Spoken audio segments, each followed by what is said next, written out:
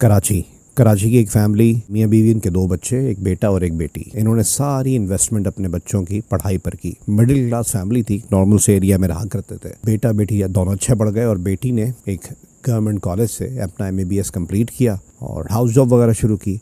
अब house job शुरू की तो हाउस जॉब कंप्लीट होने के बाद एक सिंध के रेप्यूटेबल एक हॉस्पिटल में को जॉब मिल गई। एक अच्छी तनख्वाह शुरू हो गई। बच्ची पढ़ लिख जाए और मिडिल क्लास फैमिली स्ट्रक्चर हो तो और अच्छा कमाने लग जाए तो फिर ये आवाज़ सबसे पहले आती है, देखो रिश्ता नहीं कर रहे तो उसकी कमाई खाना चाहते हैं। तंग आकर जो रिश्ते पहले आ रहे थे और उसको मुसलसल ना कर रही थी फरीहा, उसने फिर उसको कंसिडर करना शुरू किया अपनी माँ के कहने पे। एक रिश्ता आया UK से हसनैन का। हसनैन वहाँ पर पता ही लगा कि जी बैचलर्स की डिग्री है उसकी, एक कोई छोटा मोटा बिज़नेस भी करता है। किसी ने बोला रियल एस्टेट का बिज़नेस करता है। यहाँ से फरिया के फादर और उसके भाई ने इन्वेस्टिगेट कराने की कोशिश की। जो UK के उस शहर की मसाजिद थी और जो इमाम बारगाहें थी, वहाँ से ये तो पता लगता था कि ये साहब हैं, लेकिन उनके बेटों का जो प्रोफाइल था बहुत ज़्यादा प्राइवेट था। बस उनका रेफरेंस यही था कि जी इन साहब के बेटे हैं और वो ज़रा रिलीजियसली बड़े एक्टिव थे। अच्छा जी, तस्वीर मांगी गई। तस्वीर में भी पहले जी खड़े होकर भेज दें, ऐसे भेज दें, वैसे भेज दें। फरिया क्योंकि एक डॉक्टर है भाई, उसका जारी बात है पढ़ी लिखी लड़की है। उसने बोला ये क्या मजाक है, बड़े मैं कोई भेड़ बकरी हूँ? तो माँ ने बोला कि देखो बेटा, रिश्ता अच्छा लग रहा है बज़ाहिर और इनकी डिमांड बस ये है कि जी सैयद हो और लड़की की हाइट अच्छी हो और पढ़ी लिखी हो, कोई भी इस तरह की एजुकेशन जैसे तुम्हारी है। सही है जी, इसने भेज दी। वहाँ से रिश्ता कबूल हो गया और उन्होंने बोला कि जी इस तरीके से हम आ रहे हैं इन दिनों में पाकिस्तान, आप फिर निकाह कर दें।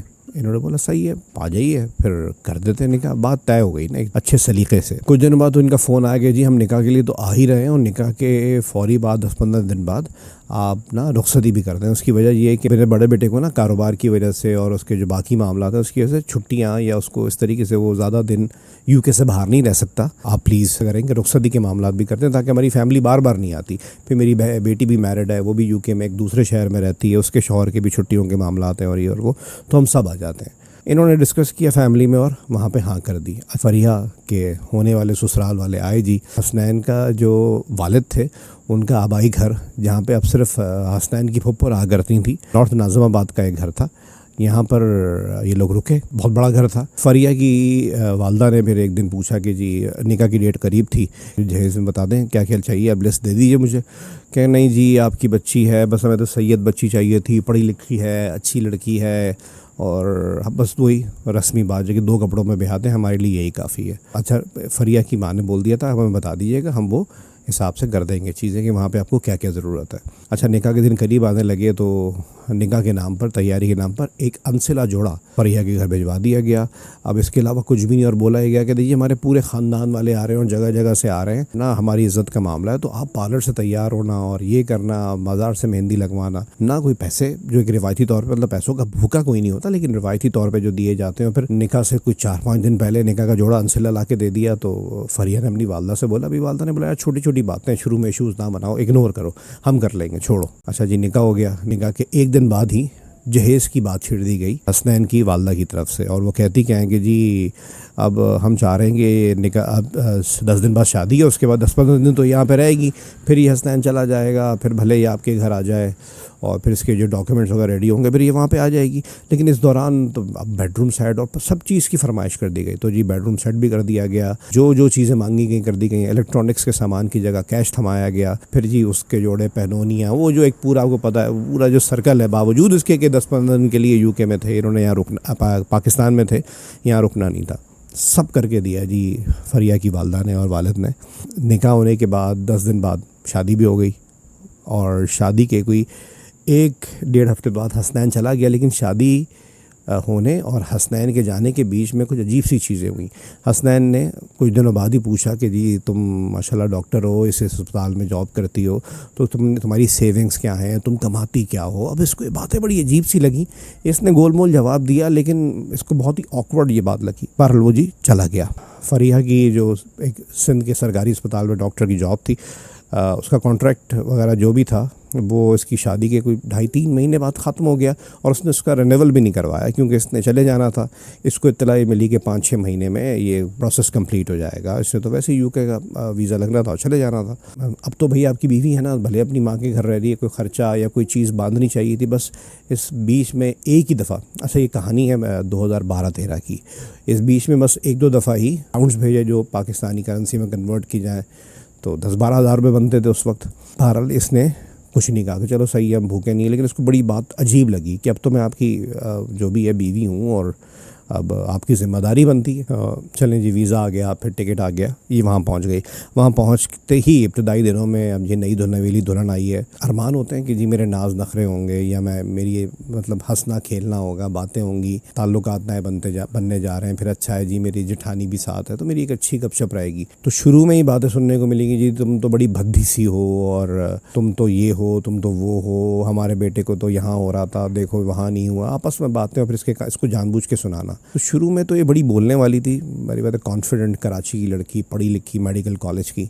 इसने बोला कि जो भी कहती थी अपनी सास को कि आपने तो बोला था कि जी आपको सिर्फ अच्छी हाइटेड लड़की और सैयद घराने की शरीफ लड़की चाहिए, अल्लाह का शुक्र है मुझ में सारी खुसूसियात हैं, तो आपको अगर ऐसा कुछ था तो फिर आप किसी और से जिससे आप कह रही हैं उससे कर देती, बजाय इसके कि इस बात को अंडरस्टैंड करती। इन्होंने वो पहला दिन था कि इसको गालियाँ, इसके घर वालों को गालियाँ, बुरा भला कि तुम्हारी माँ ने ये सिखाया है, ये खामोश हो गए कि शायद इस बात पे खामोश हो जाना चाहिए। फिर जी इसको शौहर की तरफ से प्रेशर कि तुम या आइल्स की तैयारी करो क्योंकि तुमने फिर जॉब वगैरह करनी होगी। अच्छा, आइल्स की तैयारी का यूँ कहा जा रहा था कि अब आगे जो डॉक्टर की जो लाइसेंसिंग होती है कि भले आप पाकिस्तान से डॉक्टरी पढ़ कर आएँ, वहाँ पर प्रैक्टिस के लिए आपको एक एग्ज़ाम देना पड़ता है और उसके लिए आपको आइल्स का सर्टिफिकेट, आइल्स का एग्ज़ाम देना ज़रूरी है। इसने आइल्स का एग्ज़ाम दिया, साथ साथ उन दिनों में बताया गया कि भाई पूरे घर के काम तुमने करने हैं। जेठानी के बच्चे छोटे थे तो जेठानी के भी काम, उनके बच्चों को भी संभाल रही है। फिर इसकी नंद एक दूसरे शहर में रहती थी, वो आती, उसकी 2 बेटियां थी छोटी, उनको भी संभाल रही है, पूरे घर के खाना भी बना रही है, फिर ये घर में 2-2 3-3 दफ़ा चाय, तो उसके साथ स्नैक्स और ये चीज़ें, मतलब इसको पागल कर दिया, घूम के रह गई है। और शौहर का कोई ताल्लुक़ नहीं, बस शौहर आता रात को लेट नाइट, सुबह कहीं फिर अपने दोस्तों में निकल जाता, जिसका कुछ पता नहीं लगता था। अच्छा, जो ये कह रही थी ना कि तुम भद्दी हो, तुम वो हो, ये हो वो, शौहर का जो हाइट थी ना, रंग तो अच्छा था लेकिन हाइट जो थी वो ऑलमोस्ट अपनी बेगम के बराबर थी और वो माशाल्लाह गंजे थे। खैर ये मैं बता रहा हूँ किसी की बेटी को कहने वाले असल में अपना प्रोडक्ट का फॉल्ट नहीं देख रहे थे। अच्छा, आइल्स की तैयारी तो कर ही रही थी, साथ साथ कुछ और ट्रॉमास भी जी। खाना पीना रोक दिया सास ने कि जी तुम नाश्ता नहीं करोगी, दोपहर का खाना स्किप करो और बस ना शाम में एक दफ़ा खाया करो, तुम बद्धी हो जाओगी। और तुमने भी जारी बात है फिर आगे तुम्हारी जो भी मामलात वगैरह चल रहे हैं। फिर शौहर ख़र्चा नहीं देता था, बेसिक नीड्स के लिए जो ख़वातीन की मंथली नीड्स होती हैं उसके लिए भी अपने शौहर के कपड़े लटके हुए थे, उसमें पॉकेट में से कॉइन निकाल के महीने भर वो जमा करती थी, तो महीने के एंड पे जाके जो भी सस्ते से मामलात होते थे वो मंथली ज़रूरत के लिए पूरे कर लिया करती थी।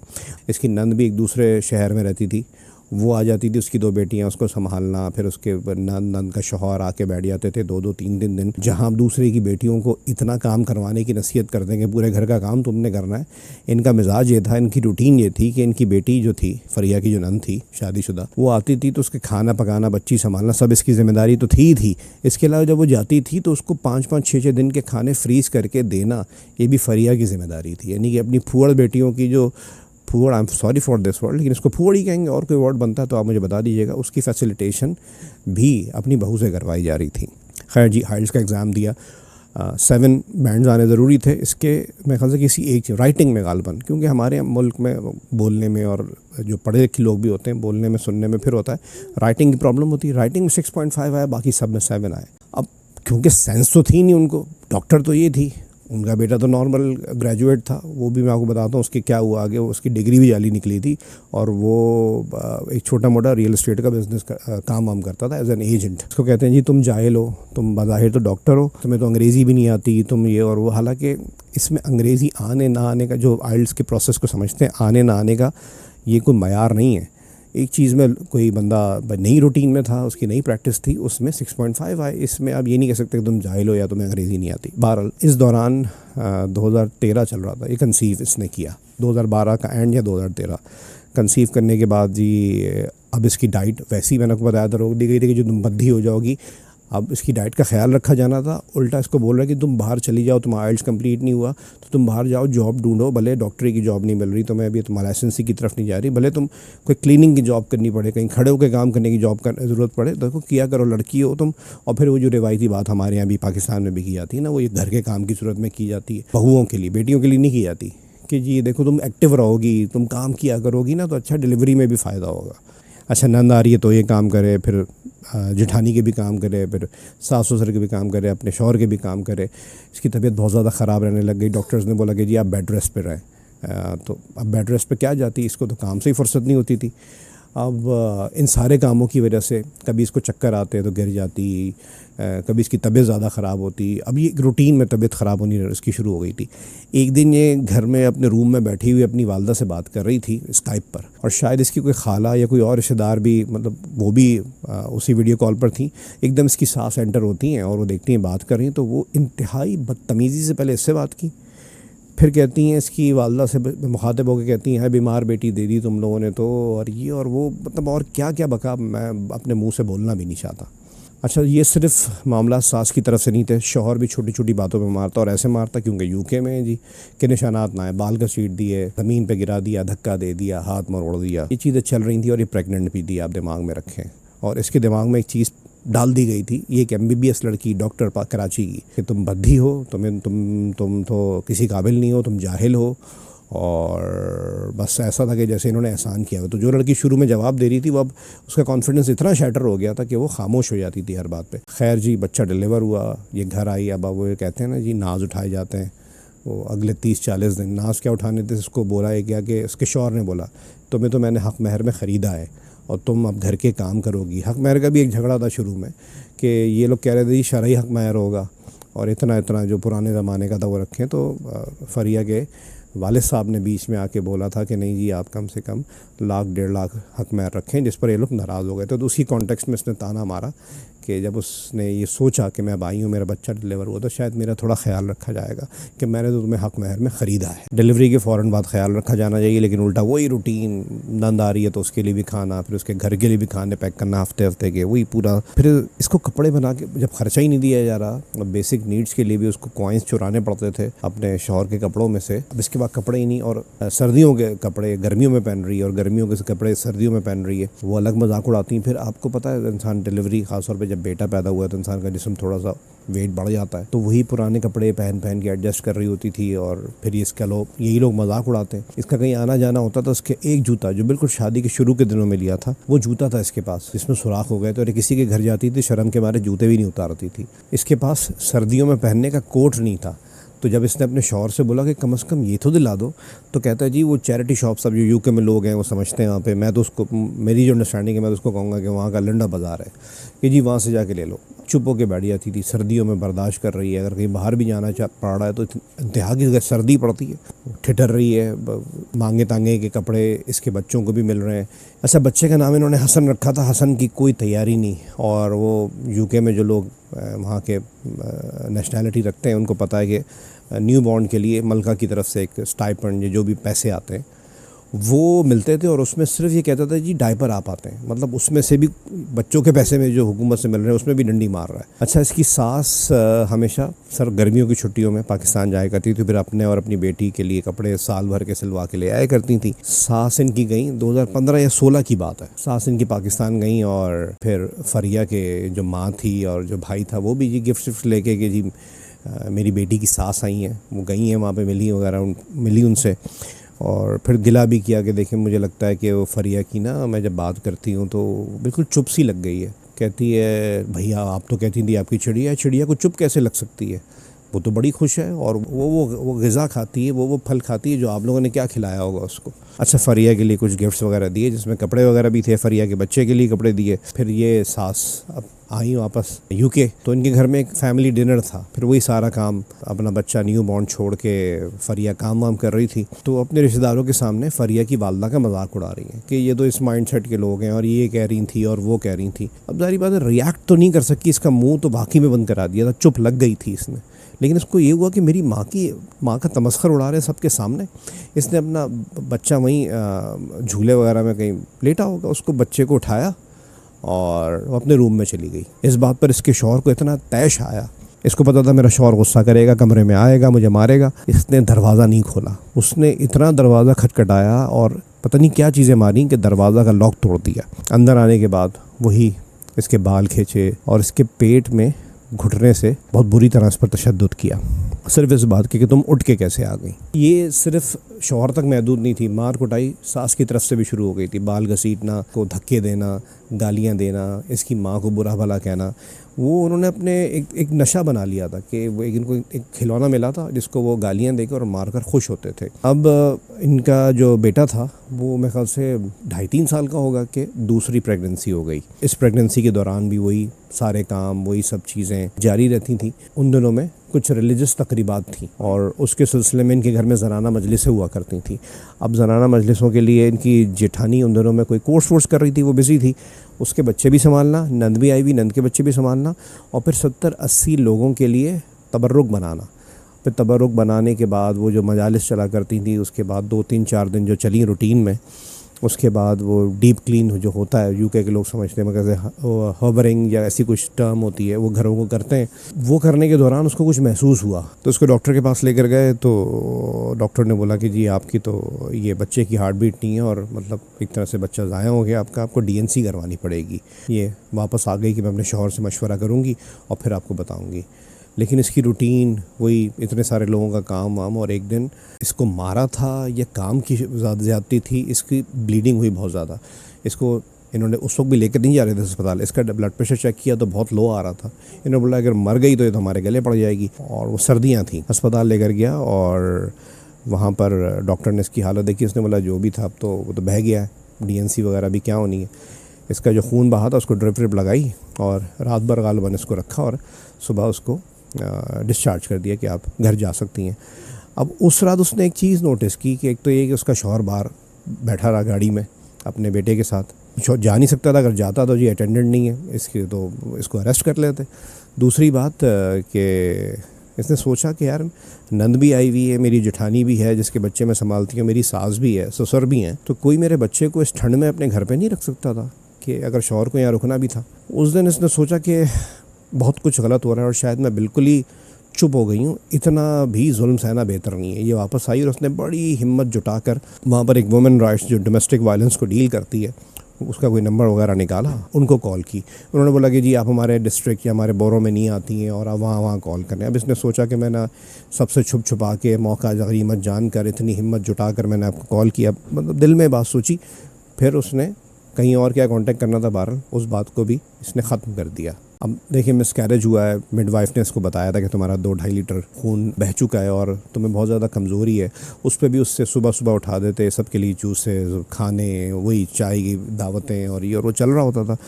ये बेहोश होती, फिर काम करना पड़ता कि जी ड्रामेबाजियाँ कर रही हो और ये और वो। इन दिनों में इसके भाई की पाकिस्तान में शादी थी और ये मेरे 2016 का एंड या 2017 की बात है। उसने बोला कि जी मुझे जाना है, सही है जी, बट टिकट करवा दिया, ना किसी तोहफे के पैसे, कपड़े तो वैसे ही नहीं दिलाते थे तो शादी के कपड़े क्या दिलाने थे, भेज दिया गया। ये आई यहाँ पर, इसकी हालत देखकर इसके घर वालों को अजीब तशवीश तो हुई। इसकी भाई की शादी भी चल रही थी। इसकी तबीयत एक दिन बहुत ज़्यादा ख़राब हुई, डॉक्टर के पास लेकर गए तो डॉक्टर ने बोला कि ये तो एनीमिया की पेशेंट है और इनकी तो किडनीज अफेक्ट हो रही हैं और ये बड़े ख़तरनाक सिचुएशन में। बेसिक ट्रीटमेंट दिया और बड़े इलाज चलेगा इनका। ये घर आई तो भाई ने पूछा कि कोई बात है, तो इसने A to Z जो 2011-12 में शादी हुई थी, 2012-13 में, और उसके बाद से अभी तक जो जो कुछ हुआ था सब बता दिया। तो भाई ने मतलब बस बहुत तुम पे जुल्म हो गया। उसने भाई ने अपनी सिर्फ बहन से बात की, ने अपनी वालदा को बताया और वालिद को बताते ही नहीं थे क्योंकि वालिद आहिस्ता आहिस्ता बहुत ज़्यादा बीमार रहना शुरू हो गए थे कि अब तुम नहीं जाओगी, तुम्हारा ट्रीटमेंट होगा, उसके बाद तुम्हारी मर्ज़ी होगी तो तुम वापस जाओगी। खैर जी, भाई की शादी वाले दिन अचानक क्या होता है, इसका जो शौहर था वो आ जाता है, शादी में शिरकत करता है और ये बड़ी हैरान होती है। और वो शायद इस वजह से आया था कि उसको अंदाज़ा था फ़ोन पे बात नहीं कर रही है, फिर हमारी जो मार कुटाई थी बाकी चीज़ें, तो उसको कुछ शक था। वो आ गया और उसने अपने वापसी की टिकट इसके साथ करवा ली कि जी हमने साथ जाना है। इसकी तबीयत इतनी ख़राब थी, इसके भाई ने बोला कि जी इसका इलाज हो जाए फिर आप ले जाइएगा, फिर जो भी मामला हो इसमें हम वहाँ जाके इलाज करा लेंगे। फिर उसके भाई को थोड़ा सा गुस्सा आया, उसने बोला आपने इलाज कराया होता तो यहाँ इलाज कराने की नौबत ना आती। बहरहाल जी इसका इलाज होता रहा। इन दिनों में इनका जो जाने का टिकट था वो निकल गया है। वो आता बार बार बदतमीज़ी करता, भाई संभाल लेता, माँ संभाल लेती और वो चला जाता। खैर वो चला गया वापस। इसका यहाँ पे ट्रीटमेंट चल रहा था और डॉक्टर ने बोला कि बहुत सीवियर कंडीशन है, इन्होंने बिल्कुल भी अपना वहाँ पे ख्याल नहीं रखा है। उसके बाद इसने सोचा कि अपने बच्चे के मैं ख़र्चे अपने बाप पर जो ऑलरेडी बीमार है और अपने भाई पर क्यों डालूं जिसकी भी शादी हुई है। डॉक्टर तो है, MBBS डॉक्टर है, फिर हाउस जॉब, फिर ऑलरेडी एक जगह जॉब करी थी, उस दौरान शादी हो गई। खैर दोबारा एक कराची की हॉस्पिटल में चिल्ड्रन वार्ड में इसकी जॉब हो गई। वहाँ पे इसको नाइट शिफ्ट दी गई। यहाँ इसकी रूटीन आहिस्ता आहिस्ता पैसे भी हाथ में आने शुरू हुए, थोड़ा सा ज़िंदगी की तरफ दोबारा आनी शुरू हुई।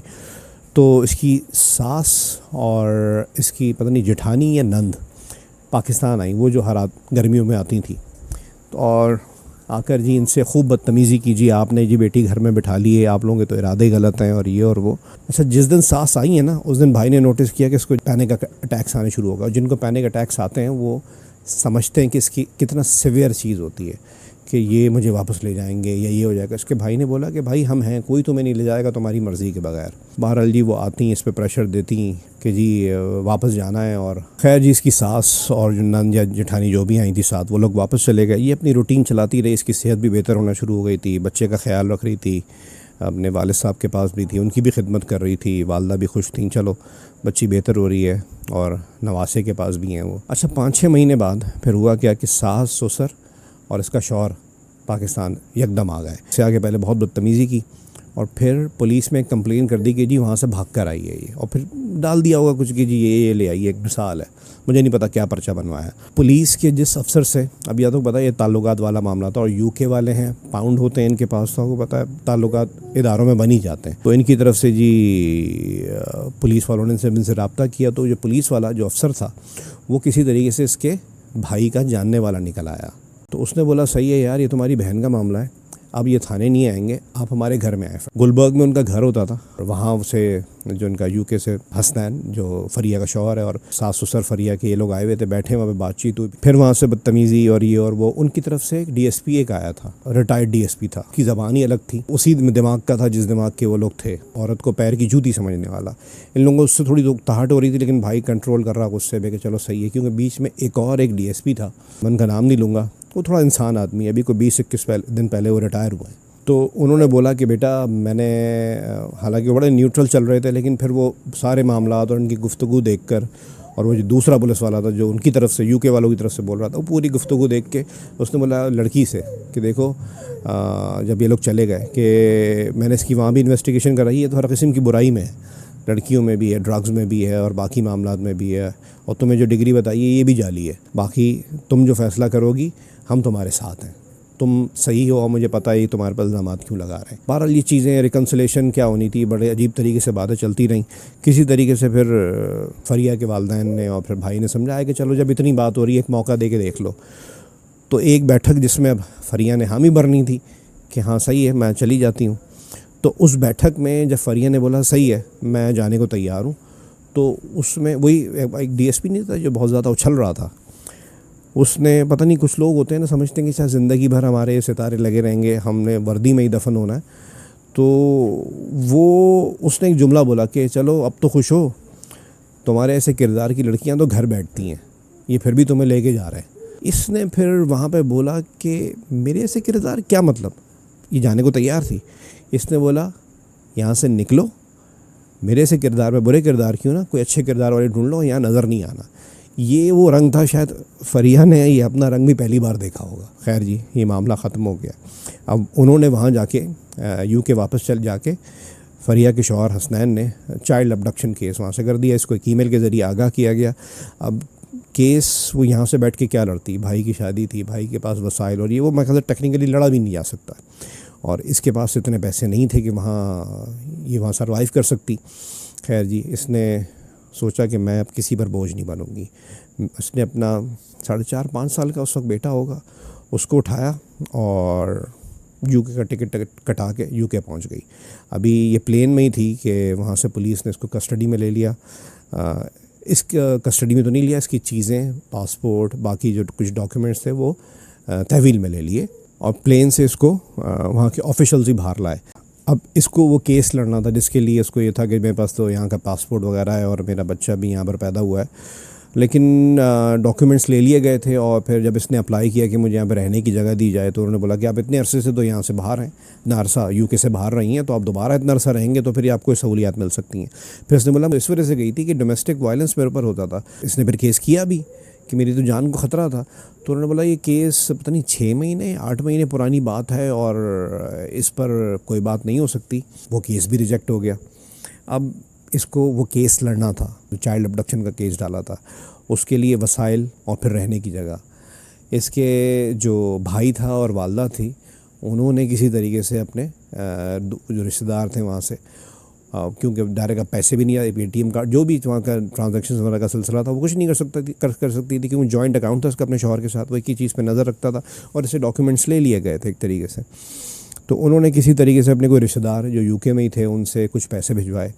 फिर इंतहाई एक शरीफ फैमिली थी, उनके यहाँ इसको ठहरवाया गया और ये ठहरी। तो अब देखें, एक MBBS पास डॉक्टर जो जॉब कर रही है, अच्छी पढ़ी लिखी है, कह रही मैं वहाँ रहती थी तो मैं उन पर बोझ नहीं बनी।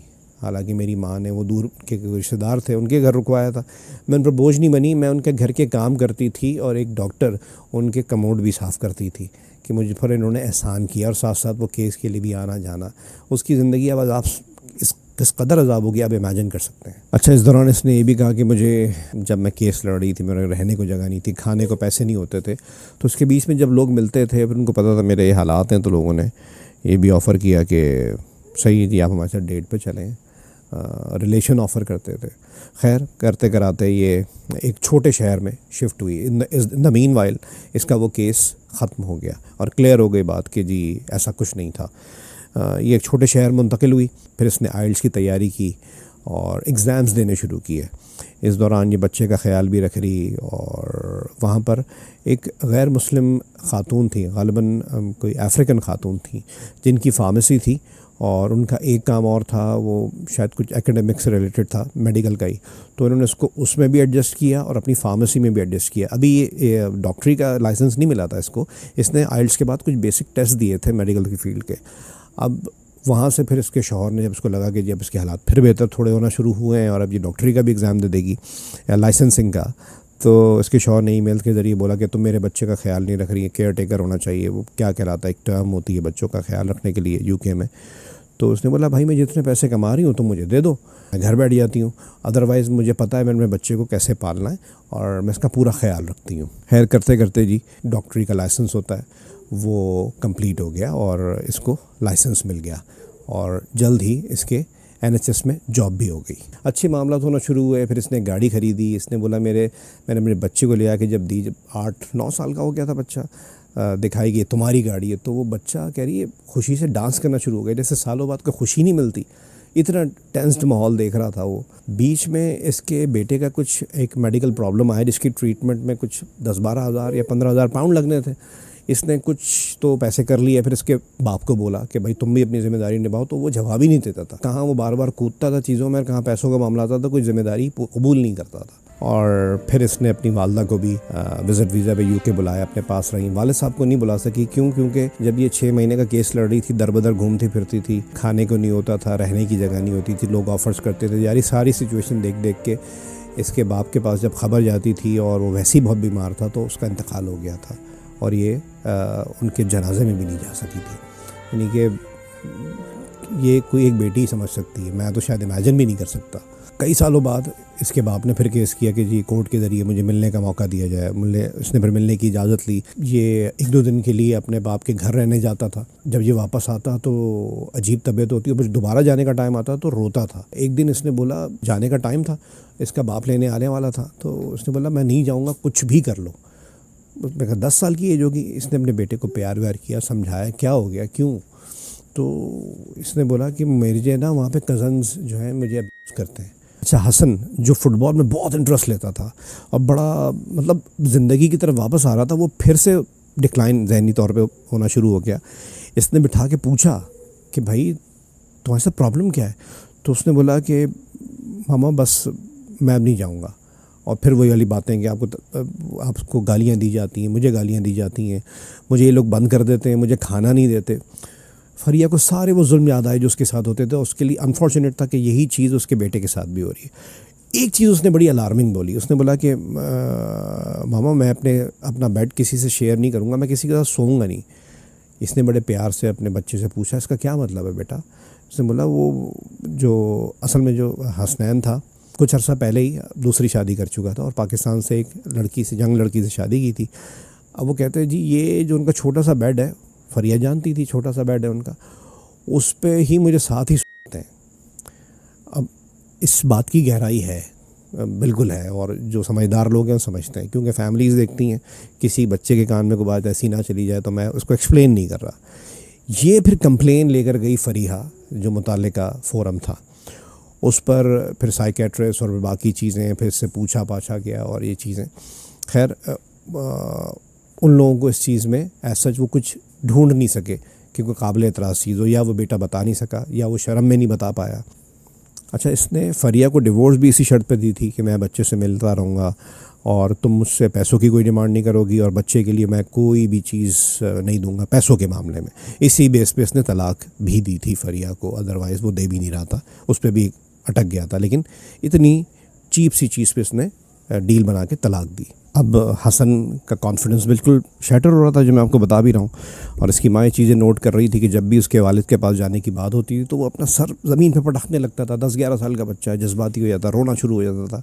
फिर इसको गोद में बिठाती, प्यार करती, और क्योंकि कोर्ट ऑर्डर की मजबूरी थी फिर इसको राज़ी करती कि अपने बाप से मिलना है तो मिलने जाना ज़रूरी था। इस सारी सिचुएशन में एक दिन ये हॉस्पिटल में ही थी और हॉस्पिटल जाना था। इसने अपने बेटे हसन से कहा कि तुम हॉस्पिटल ही आ जाना, फिर हम वहाँ से घर आ जाएंगे। ये अपनी माँ के पास गया तो अपना लेफ़्ट हैंड छुपा रहा था। अभी छुट्टी होने में आधा पौना घंटा था, तो इसने बेटे को अपने पास ही बिठाया। उसने बोला कि हुआ क्या है, नहीं दिखा रहा, नज़रें नहीं उठा रहा। इसका हाथ ज़बरदस्ती चेक किया तो बाजू पर कट्स लगे हुए थे, किसी बारीक किसी तेज़ धार आले से इसने कट्स लगाए हुए थे। इसने लगाए थे, किसी और ने लगाए थे। और इसकी हथेलियों पे आई एम अगली, I am unfit, I am, मतलब सारे जो नेगेटिव अलकाबात कोई किसी को दे सकता है वो इसने अपने हाथों की हथेलियों पर, पोर्स पर लिखे हुए थे। ये घबरा गई और जाहिर बात है एक माँ की क्या हालत होगी। हॉस्पिटल में ही थी, वहाँ रिक्वेस्ट की कि आधा पौना घंटा उन्हें पहले निकलना चाहती। उनको इन्फॉर्म किया। हॉस्पिटल में जो साइकोलॉजी या साइकेट्रिस्ट कोई बैठा हुआ था उसके पास गई और दिखाया। फिर उसने सेशंस वगैरह कुछ किए, उससे बात की, और उसने जो बातें बताई वही कि जी मेरे कज़न्स, इंक्लूडिंग फीमेल कज़न्स, गालियाँ देते हैं। फिर मेरी जो दादी हैं और जो फुप्पो हैं वो भी मुझे गालियाँ देती हैं, मुझसे काम कराए जाते हैं, मेरे वालिद साहब मुझे मारते हैं। फिर वही वाली बात कि मैं किसी के साथ सोऊंगा नहीं। इसको वो एक्सप्लेन नहीं करता था। तो सारी बातें बताई और बहुत कुछ बताया जो बड़ा ही अलार्मिंग था। और इसकी माँ सामने खड़ी हुई थी, वो तो बिल्कुल उसकी आंखों से आंसू आ गए। घर लेकर गई बच्चे को। अब उसने प्यार से दूसरे तरीक़ों से समझाना शुरू किया। वो नोटिस करती थी कि जब भी लंबे अरसे के लिए अपने बाप के पास जाता है तो बहुत वीक होके आता है, आंखों के नीचे हल्के पड़ जाते हैं, चुप रहता है। फिर इसके बाप का फ़ोन आया कि अकॉर्डिंग टू कोर्ट ऑर्डर हर ऑल्टरनेट वीकेंड पे वो आता था। तो इसने अपने शौहर से साबिक शौहर हो गया था कि साफ बोला कि अब तो खुदा भी नाउज़ुबिल्लाह अगर आ जाए ना तो तुम्हें मेरी लाश के ऊपर से ले जा सकते हो, ले जाओ, मुझे जेल डलवाना है, मुझे जेल में डलवाना है, मुझे हथकड़ी लगवानी है, जो करना है कर दो। यूके का जो निज़ाम जो कर सकता है कर ले, तो मेरा बच्चा नहीं ले आ सकता। इसने वजह नहीं बताई। इसने बोला मैं आ रहा हूँ, मैं देखता हूँ। उसने बोला पुराने वाली फरिया नहीं हूँ मैं जानती हूँ तुमने कहाँ गबन किए हैं, मैं सारा पुलिस को बताऊँगी। तो उसको समझ में आया कि कुछ हुआ है। इसको थोड़ी सुनगुन मिली, स्कूल गया। स्कूल जाके रोया पीटा, जी मैं वालिद हूँ, मुझे बताया जाए। तो उनको बताया ये सेल्फ हार्म है। ये तो सेफगार्ड कंसर्न का मामला था, इसमें तो यूके में बड़ा सीरियस एक्शन होता है। तो इसने किया क्या, उल्टा फरिया पे केस कर दिया कि ये बाप से मिलने नहीं देती थी तो बच्चे ने खुद को सेल्फ हार्म किया। इस वक्त फरिया एक वकील का ख़र्चा उठा रही है और साथ साथ बच्चे को भी पाल रही है। उसने फ़ैसला कर लिया, उसने साफ़ तौर पे वकील के ज़रिए अपनी ये दरख्वास्त दे दी कि ये मामला था और ये इसने अपने बाप के बारे में, इसने वो जो जीपी कुछ कहलाता है गवर्नमेंट वहाँ का यूके में, उनको भी इन्फॉर्म किया, ईमेल की कि भाई ये मामला था। कानूनी जंग लड़ रही है, अपना डिफेंस पेश कर रही है और बता रही है कि असल में मामला ये था। और उसने अब डिसाइड कर लिया, 10-11 महीने हो गए, बच्चा अभी तक बाप से मिलने नहीं गया और ये पूरी कोशिश कर रही है कि अब वो ना जाए। और अच्छी बात ये हुई कि बच्चा इस दौरान टीनेज में दाखिल हो गया। जो लोग यूके के लॉ को जानते हैं, यूके में रहते हैं, बच्चा का पूरा इख्तियार है कि अब वो जंग नहीं रहेगी कि बाप वकील करे, माँ वकील करे। अब बच्चे से पूछा जाएगा तुमने कहाँ जाना है। तो ज़ाहिर बात है बच्चे को जहाँ किया जाएगा, जहाँ उसको झिड़का जाएगा, जहाँ मारा जाएगा, और फिर वाली बात कि मैं सिर्फ नहीं जाना चाहता, वो क्या हुआ है बच्चे के साथ कुछ नहीं पता। तो अब तो लॉ उसको सपोर्ट करेगा, अब तो माँ की सांस में सांस आएगी। लेकिन इस दौरान ये औरत जो भी 40 के पेटे में भी नहीं आई है, वो 60 की लगना शुरू हो गई, क्योंकि उसको डायबिटीज़ हो गई, हाई लो ब्लड प्रेशर रहने लग गया है, हार्ट प्रॉब्लम हो गया है। जिसने इतना झेला है अकेला, उसके साथ क्या होगा। बाप चला गया दुनिया से, उसके जनाजे में भी नहीं आ सकी। वो कहते हैं पाकिस्तानी की जी रिश्ता बाहर का है, बच्ची सुखी रहेगी। तो मुल्क से बाहर कुछ नहीं आ रहा हूँ, ये एक सीधी सी बात है। और आपको मैंने बताया था कि बड़े जब ये रहती थी, उसके एक जेठ थे और जेठानी थी, जिनके बच्चों का बड़ा ख्याल रखती थी। वो बड़े जाने माने डॉक्टर हैं यूके के, नाम नहीं ले रहा मैं उनका। जब चाइल्ड अब्यूज़ का इसने केस किया था ना शुरू में, डोमेस्टिक वायलेंस का, तो उस वक्त इन्होंने फरिया के हस्बैंड की तरफ से गवाही दी कि जी आप तो घर के मेंबर हैं, आप घर में रहते हैं। तो उन्होंने होली बुक, मुसलमानों की होली बुक कुरान पाक है, उस पर हाथ रख के हलफ उठा के कहा था कि कोई अब्यूज़ नहीं होता, कोई डोमेस्टिक वायलेंस नहीं होता। तो ये सिचुएशन है। और फिर एक जो डीएनसी का मामला हुआ था, फिर जब इसकी डिलीवरी हुई तो मिडवाइफ्स ने बकौल फरिया के दोनों दफ़ा मुझे बोला कि तुम मुझे कुछ परेशान लगती हो, अगर कोई मामला है तो हम तुम्हारी मदद तभी कर सकते हैं कि जब तुम हमें बताओ, लेकिन तुम बदसूरत हो, तुम पढ़ी लिखी नहीं हो। हालांकि डॉक्टर थी, उसे जानबूझ के छेड़ने के लिए नर्स बोलते थे, हालांकि डॉक्टर थी। उसका कॉन्फिडेंस मार दिया था, तो उसने मदद लेने की हिम्मत भी नहीं जुटा सकी। तो ये पूरी सिचुएशन है। इस पूरी कहानी से आपने क्या समझा? आई एम सॉरी, कहानी काफ़ी लंबी हो गई, कुछ लोगों को इस चीज़ पर एतराज़ होता है, लेकिन किसी की कहानी के साथ ज़्यादती नहीं होनी चाहिए। लोगों का एतराज़ सर आँखों पर, जिसने मुझे कहानी सुनाई है वो बहुत एतमाद करके और सुनाई, और वो चाहेगी कि इसमें कोई लूप होल शॉर्ट कर देने की वजह से ना आ जाए और वो कहानी झूठ ना लगनी शुरू हो जाए। बहुत शुक्रिया तहम्मुल से इस कहानी को सुनने के लिए। मेरी इस कहानी के दौरान कोई मेरा जुमला, कोई लफ्ज़ आपको बुरा लग गया हो तो मैं तहे दिल से आपसे माज़रत चाहूँगा।